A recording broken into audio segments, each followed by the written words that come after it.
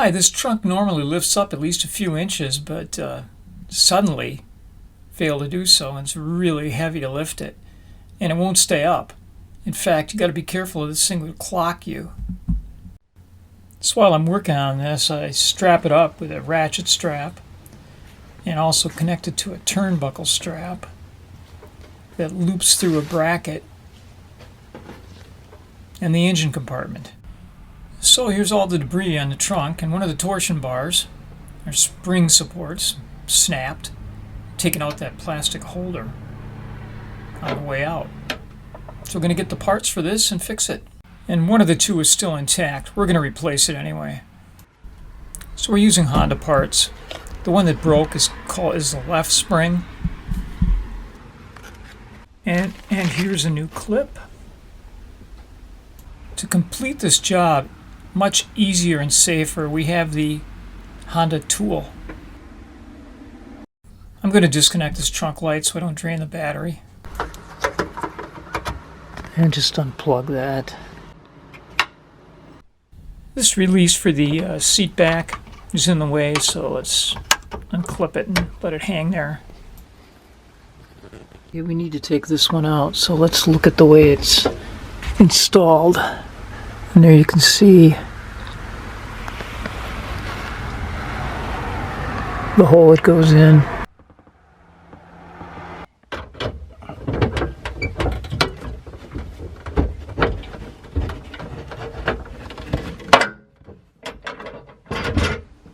You can see how it unwound. This thing's under a lot of tension.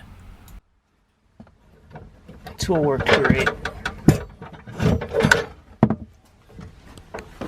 Now it goes in from the top.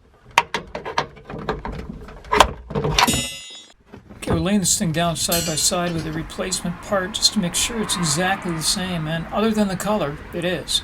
So that was the right spring, and it's underneath the other one, the left, also colored pink. Another way to tell that it's the same part. Now we have to take out what's left of that plastic guide that was destroyed when it broke. Okay, to get this out, turn it at a 45-degree angle right there. At that point it'll turn out. Okay, the parts must be put in order. First the guide. Turn it at that angle right there. I'll turn it.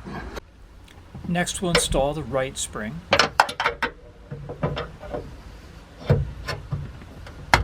Make sure you pull it all the way this way. Be aware of the guide as you install so you don't get on the wrong side of it and break it. Okay, now we're going to put it into this forward one, the lower tension position.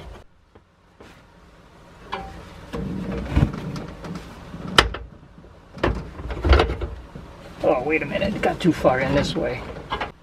Okay. I didn't expect that. Watch out for that clip. Can you focus on the clip for a sec? Just keep twisting it. Get it in that slot there.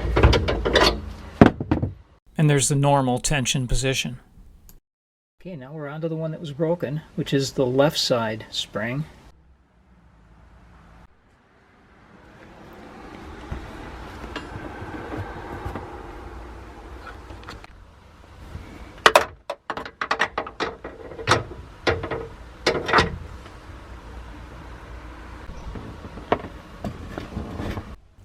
And there's the tool position prior to install.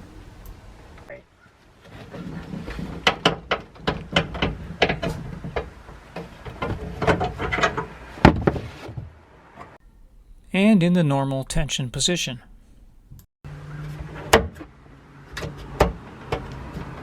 Okay, we can release our strap.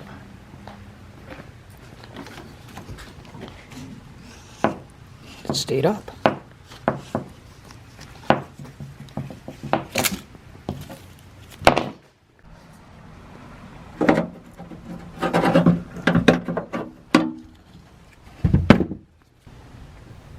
That's much better. That's not going to drop on anybody, which it actually did before the spring broke. So these springs have been showing signs of wear for a while now.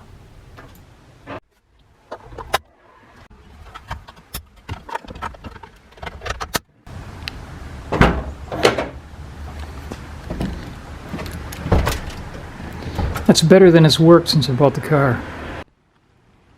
I'm going to do a little comparison check. First, springs in the normal position.